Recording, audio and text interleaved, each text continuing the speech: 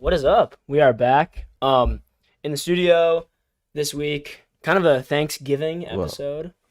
Welcome back. Well, yeah, we have to do it is essential that we Before continue everything. doing the intro. because then we'll do like compilation of it. Yeah, Yeah, exactly. All right. Welcome back to the Class on Grass podcast, season 3, episode 11. There we go. There it is. That's for the compilation. There it is. That's for when we hit, I don't know, what would you say, like 4 seasons? Yeah. Season 4 premiere. Mm-hmm. Look how far we've come, and we just like speed run through every single welcome back It's gonna be so entertaining. that you've ever said, Yeah. like in the whole career. Yeah. People are just gonna hear your voice Yeah. over and over and over again and watch the whole thing for all the way through. all the way through, and we're gonna get watch time for Yeah. it. That's like main stuff. It's gonna be our best video. Dude, 10 minutes straight, Yeah. and we're not gonna speed it up at all. No. We're just gonna We're go gonna slow it down actually. Yeah, we're gonna slow it down Slow mo- and go through every single one of Yeah. them. But yeah, getting into it, it's kind of we're not theming it around Thanksgiving, but for everyone watching and listening right now, or later on throughout the week, happy Thanksgiving to all of you guys. And I don't know what you're doing over Thanksgiving. I know I'm just having a little celebration with the family and some relatives and whatnot. So it should Exactly. be quaint, Yes. as they say. Mm-hmm. And looking forward to a bit of a feast. Mm. You know what I mean? As always. There's no Thanksgiving without the turkey dinner and the Yeah. mashed potatoes. Uh, But on to the footy. I mean, Mhm. people are gonna be wanting to hear about that. Yeah, that's the only reason. They don't we're here. come here for my mashed potato Yeah. talk and turkey talk. They come for the real deal about Ole being out, at least for this episode. Kind of the main stuff. He's definitely not the signing of the week, but someone on the team who his side was playing against and that is Emmanuel Dennis, a goal and 2 assists. Had some trouble getting his GPS tracker off after he scored his goal. I did you see notice that. I did see that. You know, that's the one downside to having those extra layers under your shirt if you Yeah. really want to go for the full sun celebration. You still got like half a shirt on. Yeah, you do. I mean, So he was like, nah, we need to get everything off to make sure that people can see my entire chest so that, they get all of that beauty. I mean, I just especially love it because it's not like a last minute winning goal. Already up 3-1. There's the 4th goal. And he just What was like, the 4th or 3rd goal? it was the 4th. Yeah, that he that's just great. ripped it off. Who was the kid who cried after he scored? Did you notice that? No. I need to look at it now. The 3rd goal, the Donnie cried after he scored, and he was young, so I was like, maybe it means a lot to him. That's what the announcers were saying. But yeah, it's Zhao Ped. Ah. Yeah, he cried after he scored. I was like, man, this guy's not. He's very well known Yeah. Brazilian star in the Premier League. Mhm. I don't know if something personal was going on with him or whatnot, but Maybe Cycling GK might clear it up in the vlog. we're all gonna be turning to Cycling Yeah. GK asking for answers on that Yeah. one. To be fair, Cycling GK had a pretty nice game. He did. Like, He's had a couple of nice games. Arsenal, he had a penalty save. Dude, Cycling GK still got it. When you watch the YouTube videos like Mini Minter and Chris MD, right? Yeah. When they shoot on him, you're like, man, this guy's old. He doesn't have it anymore. Yeah. And then he somehow turns up in the Prem. Or the other conclusion that I bring from all that is Chris MD and Mini Minter could play in the Premier League. I feel like both of those. Do you think so? Well, both of those options are feasible. Maybe Ben turns it up when he turns into or goes into those Premier League games, or maybe he doesn't, and Chris just secretly has talent like João Pedro. It's things that we need to uncover further. Well, did you see Chris's latest video where they did one-on-ones versus was it cycling? versus Ikong or some defender for Watford, Did he just dice him? and they did like 50 or something tries, and like Toby scored like 2 goals and Chris scored 1. That's it. Yeah, and it was a 1v1 on the top of the box. You see, right, I'm thinking about this. Toby, I expect more from, but Chris is more of a playmaker. Yeah. You know, he's not. He's a set piece. He's not a guy He's set pieces. who's going to be running that a center back. He's going to get a slip ball through if he's ever going to score, or he's going to be the one slipping the ball through. It's true. So I'm not thinking necessarily that Chris needs to have that ability, but I'm disappointed in Toby's performance there. Mm-hmm. You know, again though, it's when I've always noticed, like, whenever you're at like for example, a soccer tryout, and I hate when they like used to do this when we were younger, and they'd make you like do one-on-ones and evaluate. It's like, dude, I fake my passes and I pretend I'm going to someone else, and then I like they obviously know that I'm not going to pass to anyone else. So they can just mark me. Yeah. Like, it's not realistic to a game. Yeah. So maybe if Toby had some support in those one-on-ones and it was a 2v2, he might have done a bit better. Yeah. You never know. And also, depending on who was behind him, he might be just on a counterattack straight to goal. So Toby in the Prem is something we can't necessarily doubt in the future days. But to all you that don't watch the Sidemen and other alike YouTubers, we'll spare your time tonight and maybe not talk about them the whole time. Exactly. Because that's not what the pod's It's all going about. over everyone's heads. It is. There's a few of you out there that understand all of this, but the rest are just like, what's going on? Maybe we should change the station. But wait, no need. Not right now. Because we're getting back to the Watford game. And Emmanuel Dennis, Sonny of the Week, 2 goals assists, like I said. Yep. And just an overall... You know, it's one of those, he had a good performance. Can I say Watford had a good performance? Maybe not, because I think Man United was just really bad. Yeah, it's one of those. I mean, you could also say after Maguire's little red card or 2 yellows within like 7 minutes, I think. Yeah, that was a tough one. I mean, I think at that point, they're already down, and then they get the red card, and... You know, those are terrible challenges. Did you see the second one? Second one. He had a guy in front of him, and he decided to take it to the left. Like, the guy was running to the left. He could have just taken a touch to the right, but instead he decided to run into him and then 2-foot him. Like, the thought process in these players' minds.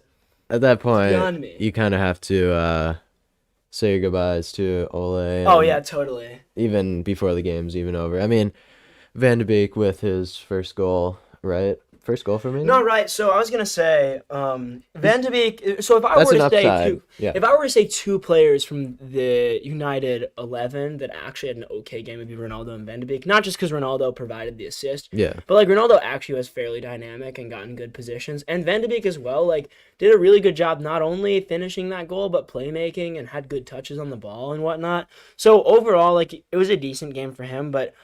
Like, when you have a midfield as shocking as United's and a backline, you're still not going to beat a Premier League team, even if they're Watford.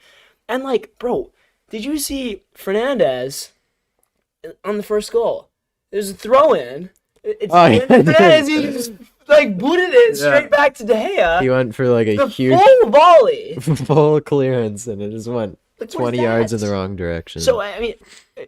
Fernandez had a terrible game. Yeah, it's true. And McTominay didn't have a good game, and Lindelof had a bad game, and Maguire didn't have a game. I mean, you also have to say one player that kind of gone under the radar this season and all of Man U's failures is Sancho. He's been nowhere. No, but I mean, he has had a couple starts, I know. Well, yeah, no, he's like, I'm exaggerating. He has played a bit. But, like, still nothing to show for it. Nope. Whatsoever. I haven't seen him, in all the games I've seen him play, like, really no chance creation whatsoever. Right. So I was listening to the Guardian Football Weekly today, and I'm not going to, like, necessarily steal their content, but I am. Because, right, like, this was a great little... comment. This is an email that someone wrote to them, and they were talking about it, and it was like a Man United fan, and they were talking about how, and it's actually like a fairly interesting viewpoint. They were talking about how when Ole came in, he was coming in after a train-wrecked Jose Mourinho era, where the club was extremely toxic. There was big egos in the dressing room. They had a poor season. Overall, they weren't getting results that they needed. And Mourinho left the club in a mess, and the person halfway through the season as well. Exactly, and the person who was writing this email said, and it's a controversial opinion. I want to hear what you think about it, and then I'll give my stance. But they said that they think Ole although not been incredible for United, he has brought them from a place that is the worst that United's ever been and brought them out of that to a place where they can possibly build. I just wanted to know what you kind of think about that. Yeah, I mean, obviously after it was announced that he was sacked, I was looking at a lot of comparisons of Van Gaal, Moyes, and Ole and all their manager careers with Man U, and you kind of see on paper, oh, the Jose era actually won him 4 trophies, like very good, like just basically on paper, like look, oh, that wasn't that bad. But then, like you said, looking back on it, there was like a darkness around the Dude, club, like it was just so toxic. so toxic every single game. I remember. But then Ole comes in, he gets the, the dream in Paris where Rashford scores the last minute penalty in the Champions League. That's definitely what solidified his job. I mean, that's permanently. And he wasn't. Yeah. I totally think that they jumped to conclusions early because of performances like that. Yeah. He was the short-term solution, but not. I mean, long-term. yeah, you have to give it to him. He was an interim manager, and he got some very good results. I'd say, especially against Man City as well. For a couple seasons, actually, he pulled off like the double as well against Man City one year. But I'd say you kind of one positive I'd say for Ole is he does seem to get, when the players are under a lot of pressure, he does sometimes seem to get like a performance out of them. Like obviously the running joke was every time Ole's job was under pressure, they'd come up with a huge performance against a big team. And I mean, is that coincidence? It happened a lot, but like, is he more of a, I know like we said, he's just like a super nice guy, but is he a manager? And you said he's a very good man management coach, but No. do you think that's part of it? Is that he does seem to get maybe something out of players that other managers do, but he's missing that tactical side. Right. So going back to his interim era as United manager, I think he was perfect for that time because, like you said, there was this darkness around the club. There was this toxicity in the dressing room, and he's a great man manager. He picked people up, and he gave them confidence to play. And that's what the club needed at that time. Exactly. But that's not what the club needed long term. So it was the wrong decision from the Manchester United board, Ed Woodward and everyone, the Glazers, to say, right, this guy has effectively taken away the entirety of the toxicity in our locker room, so we're going to hire him full time. Because you can't just have a nice guy as your manager. I mean, people are always saying, like, United are trying to, kind of reshape that Sir Alex Ferguson era. But Sir Alex Ferguson was not a nice guy. No. At all. Yeah. I mean, he ruined some players' careers. And I mean, I don't know if you watched the Sir Alex documentary. It was very good. I enjoyed it. But like after watching it, I realized that the stigma around him, or the thought around him, is often, so glorified about how many trophies he won that people don't understand how harsh he was on his players and all that went into the tactics and all this stuff. So, I mean, I don't think that Ole it was the right fit long term, and I think that the board should have understood that and recognized that earlier.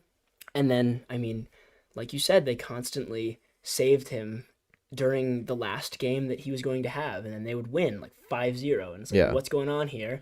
And I think, he had that last game about a week ago, and then people are like, oh, he's saved again. Yeah. And then this happened because the team wasn't focused like they were.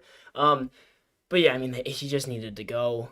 I don't know who's going to actually want to come in and take this club over. It's a mess. I actually have no idea. It doesn't really, like, I can't find someone in my mind that would actually want to come in and take this club over.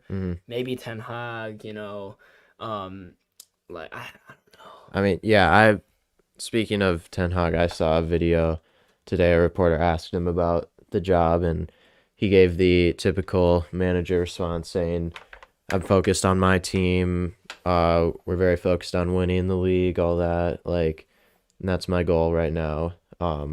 Which I feel like every manager says when there's speculation around a bigger job. But I'd say I don't really see him being a manager there. I don't really see his style kind of fitting Man U.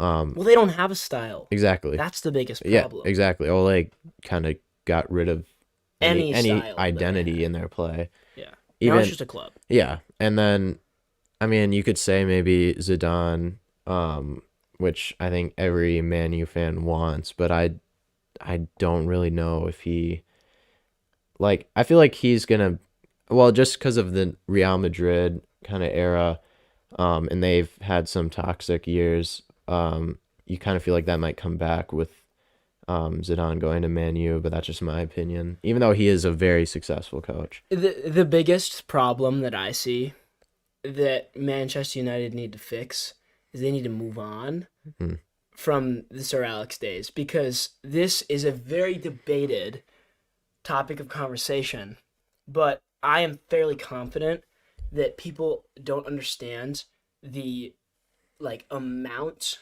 of influence that Sir Alex still has on decisions made on the club and at the club, whether it's who they sign, how they play, what formation they play, all these things, which players play.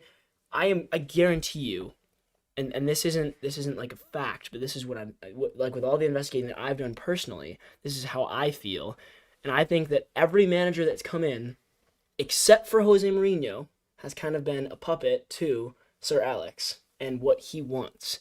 And no big manager wants to go somewhere and do what Sir Alex wants him to do. Yeah. Ole was really good at that because Ole loved Sir Alex. Mm-hmm. Ole would do anything for Sir Alex. He'd say, yeah, sure, I'll play this guy or I'll do this. You know what I mean?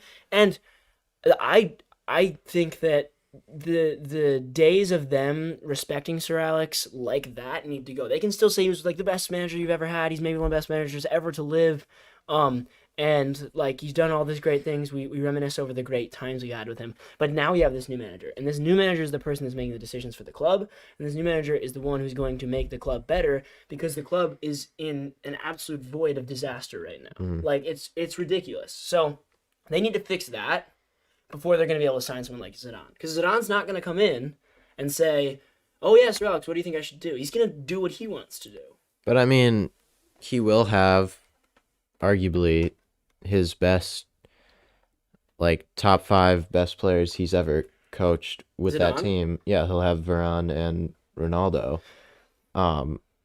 So that obviously sounds like a good fit. Ten Hag, has Van de Beek. Maybe he makes him into the best midfielder in the Prem. Van de Beek has so much potential, though. I mean, like he showed it today. That's just gonna be like not today, yesterday. The positive, like the one positive everyone's gonna talk about is, but now he has to go forward with that. Like he had almost an excuse, which was valid, that Ole just didn't play him.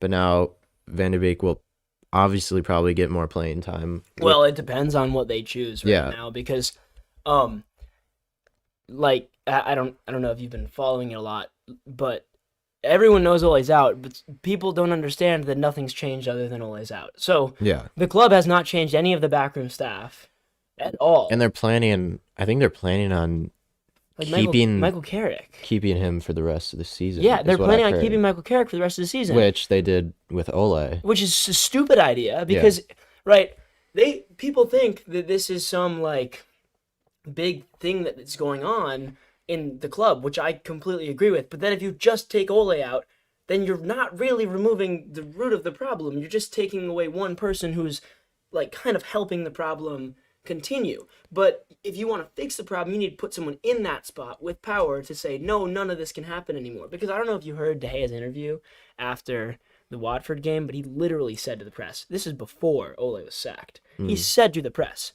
the players don't know what to do when they get the ball. We don't know what to do. Yeah. And it's a disaster. And he literally said that to the press. And to be able to say that... Yeah, didn't you say it was like a nightmare or something? Yeah. And to be able to say that to, like, a reporter while you're a player in the starting 11 of the club, while your coach still is there and still employed, whether he knew he was going to go or not, still, Like that just shows that that's absolute disaster. I've never seen that before. I mean, yeah, you hear that and you're like, okay, the players obviously lost respect for Ole, but then you see Bruno. Did you see him at the end of the Watford game when they were clapping the fans? He was like pointing at Ole and saying like, "Don't boo him," and then it was like pointing to the players saying it was our fault, like Yeah. giving those kind of gestures. And also, like we said, whenever Ole's job was on the line, they seemed to come up with a big performance. So it's also offers the questions like, okay, were the players supportive of Ole, or were they just playing because they knew they had no identity and they just were trying to get results whichever way they could? Or did they actually care? Like, did they actually like Ole as a manager, but they kind of had to sacrifice that tactical? I think that it's hard not to like Ole as a person, and so that Exactly, divide yeah. between liking him as a manager and liking him as a person is hard to They, separate. yeah, they're kind of like, all right, So like, oh, this guy's like a really good friend of mine. Some of them are like he's like a father to me. yeah. But then at the same time, But he's he's terrible not. with tactics. And he doesn't know what to do. So with it's the hard to team. kind of like not support him. Exactly. Yeah. So I mean, I'm glad he's out. I don't know who they're gonna bring in. If they keep Michael Carrick in and he just keeps going on his iPad the whole time, have you seen him on the side? Yeah. This guy's always on his iPad. Is he gonna do that when he's the head He's coach? just gonna watch the game. But like, I mean, if they keep him for the rest of the season, I don't see them doing any better because it's gonna be Yeah. the same philosophy and everything. And if Carrick changes it at all, it's not gonna be that much. And then, I mean, they need to find a new manager and they need to let that new manager go to work, and it's gonna be hard. Overall, I think it's gonna be very It's difficult. going to be very interesting, and yeah, like It's you also Ed said, Woodward and the Glazers' fault. Like, Yeah. completely. Like, they have entirely. one of the most talented teams in the Prem, and Dude, how are they not? I feel like to not at least bring in. So who knows? They could bring in like a permanent manager at some point, but to have their plan stated as not just keeping Carrick until the end of the season, like that's a big risk. They are nowhere near safe to getting a top 4 spot. Not at all. It's a risk, and it's not even a risk. It's just an inevitability. Yeah, You know what I mean? yeah. Like, you're not gonna do that well. No, so like you either sack this season off and take a Europa League spot again, or you actually like what? It's not too late. Obviously, you still have like 5 You're not months even of the in. season. You're not even in the January transfer. Yeah, window yet. like you have a lot of time, and then to plan on just not bringing in a new manager, It's just weird. it's interesting. Right. So one thing that I thought was strange, and then we have a question from Chris, but I just want to get this out there first. One thing I thought was strange was that Norwich, Villa, all these teams that sacked their managers, Tottenham. Barcelona, Tottenham, they all sacked their managers around the same time. And I didn't really realize why, Yeah. but then I realized that they sacked their managers right before an international break. Mm. That gave them 2 weeks to get With a the new team. manager in, to work with the team, and to get ready. Yep. United didn't do that. They kept holding on for dear life, and now they've sacked their manager without a plan in the middle of games. And lost their probably top target, or everyone was talking about Conte. They lost Conte Conte. going. And he literally said, I was interested in talking with them. Yeah. I was interested in starting talks, but they didn't. It seems like they really They fumbled the bag. Yeah, they fumbled it very hard. Like, that's terrible from them.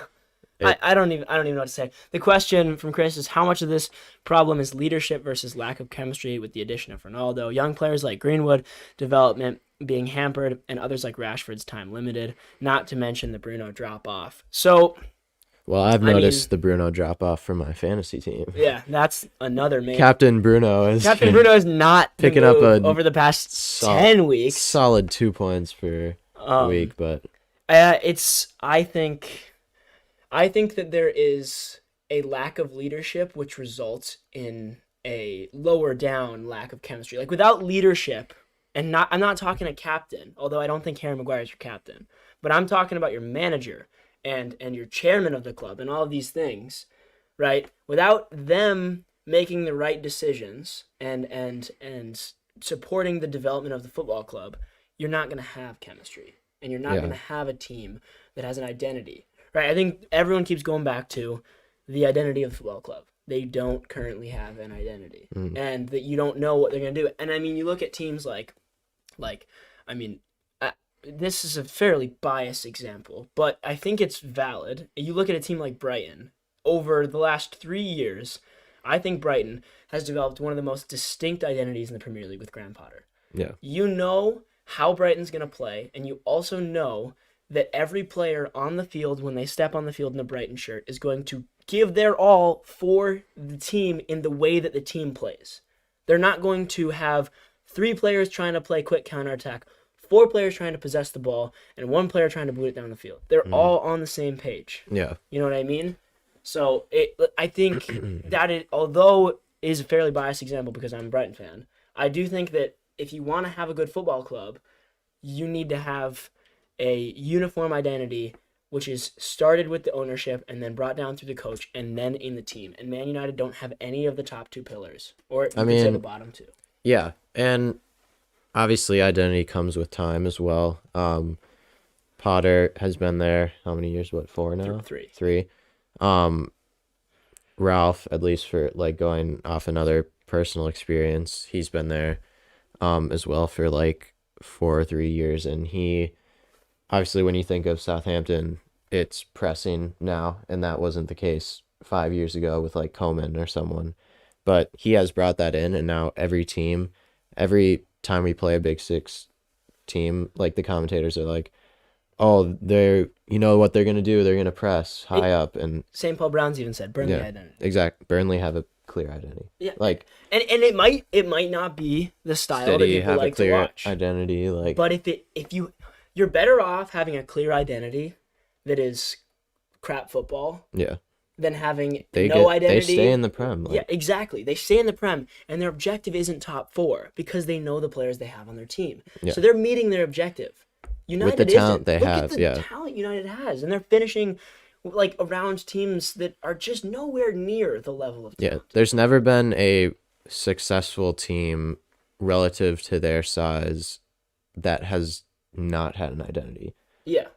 You see Man City, they won 3 titles in 4 years or something because they played how Pep plays, passing football, all of that. I've never seen, I can't think of a team where it's I can't think of how they played or how they did that. And if, say, Man U won the league this year and with Ole, I don't think you could say they did this. You know they wouldn't. Yeah. You know what I mean? You would say, oh, Bruno had an incredible season. Yeah. But that's not a tactical thing. No, it's not. It's just they had the talent. Yeah. And that's one thing I think that flew over people's heads a lot. United never came out in a game in the first 10 or 15 minutes and looked really good. They would just always salvage it in the last 20 of the game. Second half, they were such a second half team because they just had good players. Yeah. You know what I mean? Talent would just shine. It would, exactly. And it didn't work. It worked against the worst teams, but it doesn't work against the better teams. And it started to show, and it was showing. Mm-hmm. Moving on past Ole, obviously had to talk about it for a while. That was the biggest because news. It's huge, and it's been coming for a while, and I mean, I don't even know what Ole's going to do. He's probably going to lay low now for 6 months. Yeah. And people are going to hate him for a while. But moving down the list, Steven Gerrard got his first win against the Seagulls. I know I just talked about Brighton's great identity, although it did not shine through this past weekend as we lost 2-0 to Steven Gerrard's Villa. And it was due to a Graham Potter decision to sub Tariq Lamptey out, which I was not too happy with. He had to give both goals came after the 80th minute. So it's not great when you're give Graham a ring, say that was the wrong decision. Yeah, I called him up, right? And I was like, yo, Graham, you got to fix this. I know we got an identity to the club, but we got to fix the substitutions. Exactly. This is not the move right now. Yeah. But yeah, I mean, looking on the other side of it, taking away my perspective as a Brighton fan, it's good that Steven Gerrard got his first win, especially. That's the story people wanted. Yeah. It is. And then moving down the list, 4-0, Liverpool won to Arsenal, yeah. I mean, how could you forget that? Yeah. Ramsdale had an incredible game again. Yeah, he did. Even though he's conceded 4 goals. It's weird to say. He had 7 saves. It's a strange one to say that he had an incredible game when he conceded 4 goals, but he did play well. Would you say over Pickford now? If say there was an international break, I know there isn't one for a while, but yeah, I'm Ramsdale over Pickford. You would? Yeah. Say it was a World Cup qualifier or something. Yeah, I would. Yeah. Mm-hmm. And then just talking about Arsenal's performance, Liverpool played like Liverpool do. You know, Jota looked good. Jota, I actually think that his addition to the squad, last year really has helped Mane, Firmino, and Salah all improve their game with the newfound competition, bringing them more stress in their ability to start, especially Roberto Firmino. But yeah, I mean, overall, they played like they normally do. They moved the ball up the field quickly.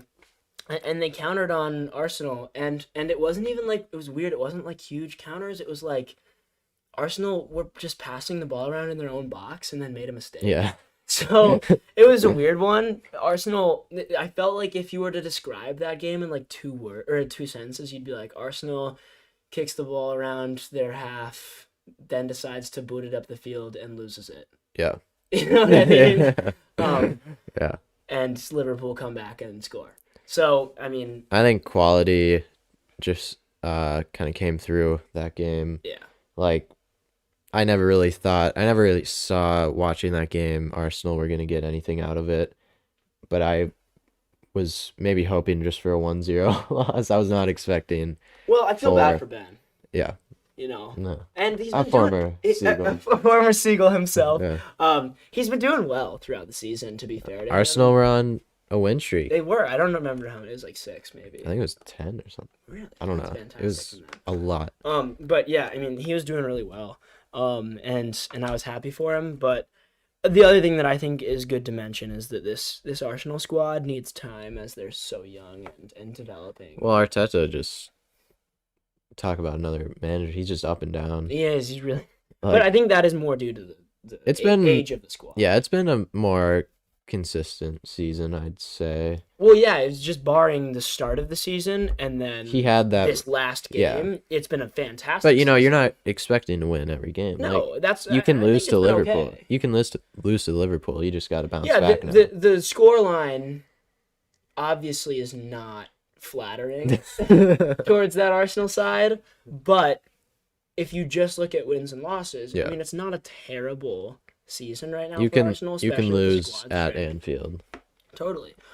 So I mean, Arsenal need to bounce back from that, but nothing too worrisome. Yeah, you just forget about that game. Yeah, exactly. Then Chelsea 3-0 to Leicester. Chelsea, no Lukaku still, and they look amazing. I mean, the one player I would point out who's doing really well for that Chelsea side is Thiago Silva. Everyone who plays around him just looks so much better when he's in there. Yeah.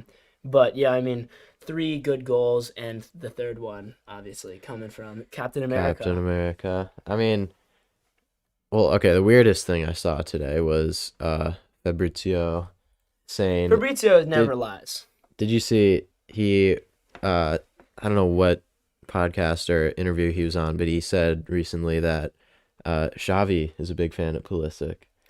And he has... this was on USMNT only, wasn't it? Yeah, he has had a bit of a conversation, it seems, with Barcelona, maybe looking to leave Chelsea at some point if he's not getting the game time. He's always had an impact when he gets subbed on. Yeah, it's so strange. Tuchel doesn't really use him, but when he uses him, he's pretty decent. And then Tuchel, in the post-match interview, will be like, "Oh, he's so valuable. He's so versatile as a player." It's like, well, what other player is gonna keep scoring goals off the bench and not getting starting? And do you think he's really mad? He doesn't seem mad. I mean, he's playing for Chelsea, but at the same time, and he's scoring, so it's like. Yeah. Stats wise, you're getting a very good goal per minute ratio. But it is. I mean, yeah. But every player wants to start. So and also. But Barca would be it's a weird one because does Xavi want to turn him into a Pedro? Yeah. Or what's he looking to do there? Just does not really fit. I don't see it. But then again, they photoshopped Pulisic into a Barca kid, and I was like, all right, there we go. It looks nice. It looks like he's on his way. Yeah.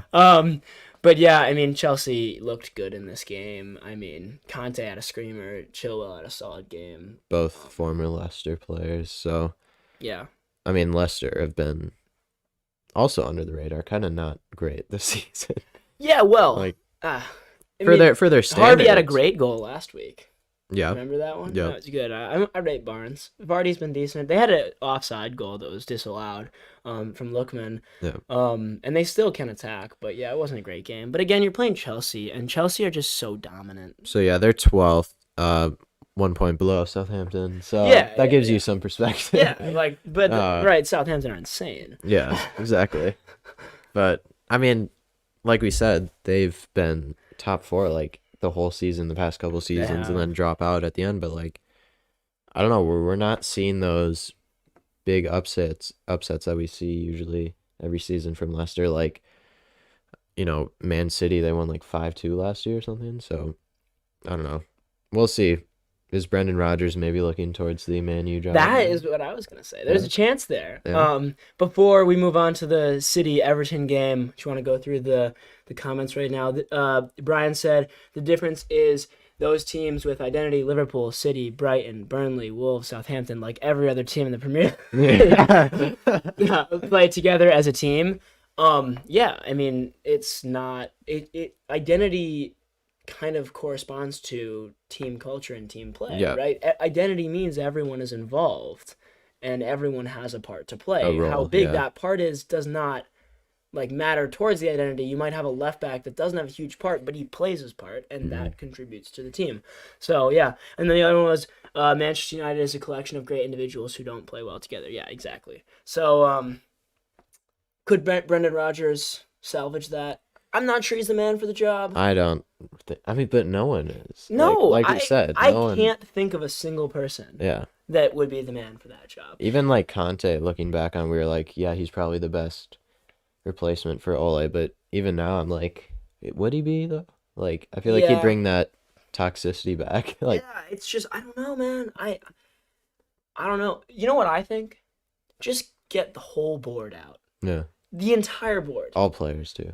Just wash the club. Yeah. Clean. Yeah. Of everyone. Only, except for Ronaldo. Only Academy. Ronaldo, Academy, and Donny Van de Beek gets to stay. Yeah, exactly. And Luke Shaw. Yeah. The refrigerator. Yeah.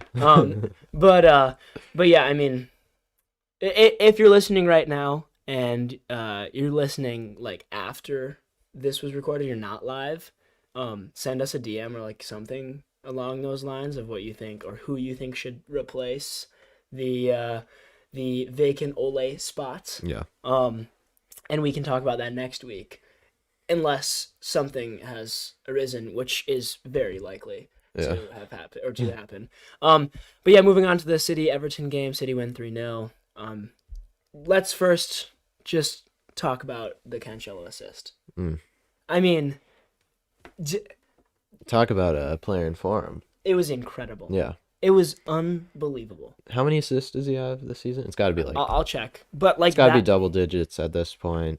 I mean, I just got a text from Chris, best City player this year, Cancelo, ? I don't know if I'd go that far. Maybe you could say. I don't know if I'd go that far, but I might go as far as to say he's the most informed Portuguese in the Premier League. Oh. Who is more informed? It's true. You know what I mean? I mean, yeah. Seriously. And I got Ronaldo, and people are going to be like, oh, CR7, but he's not as informed as Cancelo. He seems to not need form. Nah, not really. No. And, what do you say is form for Ronaldo when he always seems to score? So, Cancelo's only got 3 assists in the Prem, which is light. But didn't he get, 3 assists in one Champions League game or something? I don't know. Maybe he did. But, I mean, dude, that pass was incredible. Yeah. To Sterling as well. And Sterling finished it well. Yeah. But Sterling's been kind of non-existent this season. I was talking to my dad about the goal as I was watching it. And I was like, "Oh, the finish is better. Trust me, the finish is better." But as I continued to watch the pass over and over, I was like, "Nah. No, Let's run that back." It's the pass. The pass was unbelievable. Yeah. I mean, it was insane. He bent that around 2 people straight into Sterling's path with the outside of his foot. I mean, unbelievable. And not to mention, City produced another incredible goal by Rodri, which was just a belter.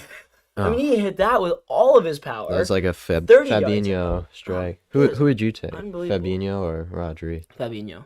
Really? Yeah. I think Fabinho walks into the midfield of any team in the world. Personally. He's also very versatile. Yeah. He did a job at Center center back. back. The dude's insane. Yeah. Like defensively, I'm not trying to get him to play make. Yeah.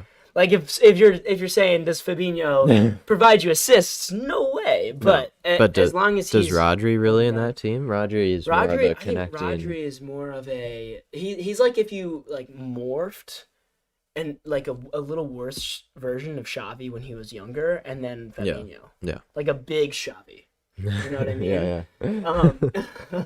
Well, okay, I checked. Cancelo has 2 goals, 6 assists in all competitions. That's not bad for an outside back. For an outside back, that's great. Great. And he is just performing super well right now. Like really, really well. Yeah. Moving on across the pond from Europe to the United States, the MLS playoffs are in full swing, and our Minnesota United are not. As we are now out, we played Portland Timbers at Portland Timbers Providence Park. I was always saying that Providence Park was a fortress. Yes. Although we won there twice before, like you mentioned to me before the game, but it was too much of a fortress this time out. Well, I mean, same old story. I feel like it's happened many times this season, but kind of only this season is we go ahead. We went 1-0 up in like the 10th minute or something, and then We did. just really Franco. just stopped playing. The rest, Franco stopped playing. Did you as see well. the time Reynoso lost the ball? It was on the second goal, which was an incredible goal. The second goal for Portland. Yeah. It was an incredible goal. I don't remember. It was Blanco who scored it. Yeah. And it was that unbelievable strike. But Reynoso lost the ball at midfield, and he just like stopped. He didn't even move. I mean, He didn't try to get it back. No. And he was like in the middle of everyone. Yeah. And by the end of the play, he was like the farthest person up the field. I mean, and that's not surprising to me because no. he does it Every single time every he touched the game. ball. But like this game especially, it reminded me of the beginning of the season when obviously we lost 4 games in a row, but he was really not affecting any type of our play. But then got into that form, especially towards the tail end of the season where he was being the player we first signed, where he scored 12 assists, got 12 assists. He scored him. Yeah, well, I mean, he did score as well, but like, he really just didn't do anything this game. Like, wasn't finding any passes, turning the ball over. I was disappointed in Yeah, the whole United side. I mean, no one had a good game really. And we had Tyler. Tyler was out due to COVID. Yeah. And I think that affected us because Tyler saved us in a lot of games. Tyler this has season. made some incredible saves this season. So, yeah, I mean, disappointing. Hopefully, that means maybe a change of the guard for Heath. Yeah. I think at this point. I'm assuming that we'll be switching about the managers during the off season, and I will be keen on figuring out who's coming in. I mean, it's not gonna be someone we know. Nah, Because it's not like the Prem where it's usually someone you've heard. it's gonna be before. some like ex MLS guy. Yeah. Who's like like did well as a USL coach. Yeah. And then is brought up, especially knowing Minnesota United. Yeah. We're just not gonna bring a Thierry Henry in to coach our team. You know what I mean? Yeah. So, yeah, I mean, Maybe a bit of a rebuild next year. I mean, Minnesota United just kind of gives me that. Oh, thank you, Ave. She had a very nice haircut, Leo. Oh, that's great. That's great stuff. Yeah. But yeah, like I said, Minnesota United just kind of gives me that vibe where we're always like, we're so slow as a team. You know what I mean Yeah. by that? Like, Yeah. like There's nothing. we'll happen. build a very good team, and then Yeah. that team will like no longer be very good, and then it'll be another 6 years before we have a very good team. Or like and it's, even like, in the constant. season, Yeah. it's like so inconsistent where it's like, are we good? And then like we're like still in 4th or 5th place, but we're still like, okay, we're not a good team. Like I don't know We just how get we're some here. results. Yeah, I don't know how we're here. So, But yeah, I mean, the only way I can describe it is we're slow. It's kind of depressing. yeah, Like it is. it's true. But yeah, I mean, Philly obviously last minute goal in the 122nd minute they advanced Against Red Bulls. Yes, and that was unfortunate for our dear friend For Caden. Caden, friend of the pod. Yeah, friend of the pod, indeed. But he'll be either off to Germany or staying, as he mentioned in his Instagram post. Did you see that? I thought he was going. So he like I'm not gonna say more than the Instagram post, Yeah. but he in his post said that like either he will be going to Germany and he's going to miss the Red Bulls a lot, or he's going to be back next year and he's going to prove to everyone why he belongs. Oh. And I mean, so that, yeah. Dissect of that what you may. But at the same time, like, we see the Red Bull franchise players kind of move about, like, mid-season. I mean, I don't even know why Brendan Aronson hasn't been to Leipzig yet. Yeah, I mean, he's been incredible for the U.S. I obviously haven't watched. I don't watch the Austrian Super League personally. That's not my taste in league. But yeah, I mean, he's been fantastic for the U.S. So I could definitely see him doing bits over there. But yeah, I mean, whatever happens with Caden, we will see. But it was unfortunate for him and the whole Red Bulls side to be out. Yeah. So Sporting KC also won. And then New York also won. So City FC. Yeah. And so now it's Colorado, Portland, Seattle, Salt Lake haven't played yet, but they play Sporting Kansas City, the winner of that game. I mean, do you really have, I know we always say MLS, you can't predict it, but do you have a... Yeah, I do. You Colorado. Do? See, I was going to say the same. That's my number one. Every time I've watched them, they've either beaten us or someone else by like 3 goals. So exactly. I don't know. I check out the article on the yeah we do have an article. We talked about Colorado and New England Revolution. So the Revs. We'll have to see. Yeah, we will. And then that brings us to the final point of the podcast every week, which is fantasy. Lucky Lily Green said, "Nice camera work at Sutton Lily Green." So that's great stuff. As always, a little bit of praise to our producer. A little bit of family love. Exactly. So yeah, moving on to fantasy. Just to close with the pod, I had a better week. I recall. Well, so it was better than last week. Oh, no, it wasn't. Nope. I see a lot less red and orange on my starting 11, which is always nice to see. I see 1 orange, and it's from Sar, and he got 5 points, which is fine. Yeah. So, right, I got 37. Oh. Not great. I thought I did better. Average was 57. Not ideal. Matty Cash with 5 on the bench was not great. Oh. But overall, I was stoked about this lineup because everyone in the whole line got at least 1 or 2 points. So that means, I picked all these people because I knew they would play. But none of them did anything. Oh. None of them. So, yeah, we're not happy about that. I have a Zaha-Gallagher combination in the midfield now. Well, that was nice. Yeah. Gallagher got an assist. Yeah. So. Donkey with only 1, Zuma with only 2, Salisa with 1, Schmeichs with 1. So, yeah, I mean, not too happy about the overall fantasy this week. What about you? I got 50, so yeah, only 7. Only a little bit below the average. Yeah. That's a step up for us. Captain's De Bruyne. So I don't really think on the bench. That's the ideal situation. On the bench, so Mount got a nice 6 points as vice captain. Nice.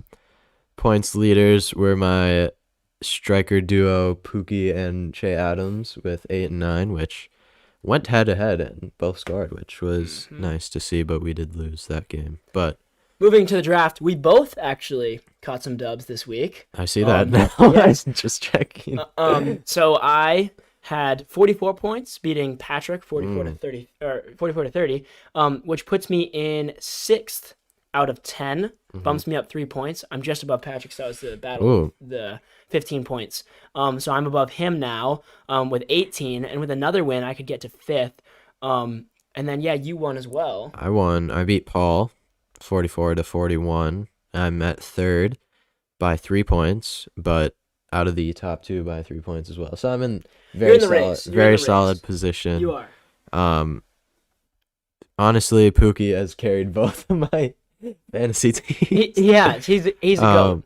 I had Mane, so that was helpful. But also Cycling GK on the bench with 5 points. That's a tough one. That is tough. Yeah. Salah and Sterling with 8 as well. So honestly, I had St. Maxi and Mane, and both got double digits, so that was helpful. For not touching either team the whole season, I feel like getting around the average points every week is fantastic. Great. That's great for you. For people who spend hours on their team. Yeah, that's great for you. Yeah. I mean, just looking at the point distribution and how percentage of time per points point per week. Yeah. You look at that graph. I think you're on a nice linear you got a linear function. I think so. So, yeah. That closes the pod for this week. Obviously covered the main thing, which was Ole. That took up the bulk of the podcast, but Yes. rightfully so. We'll be back next week, I think. I'm pretty sure. Yeah. We'll let you guys know if we're not. But we'll be back next week with another pod, as usual. And other than that, that wraps up the COG podcast for this week. Hopefully you guys can watch some of the Champions League that's going to be going on this coming week. We'll obviously cover that next week. And yeah, hope you guys have a great week, and peace.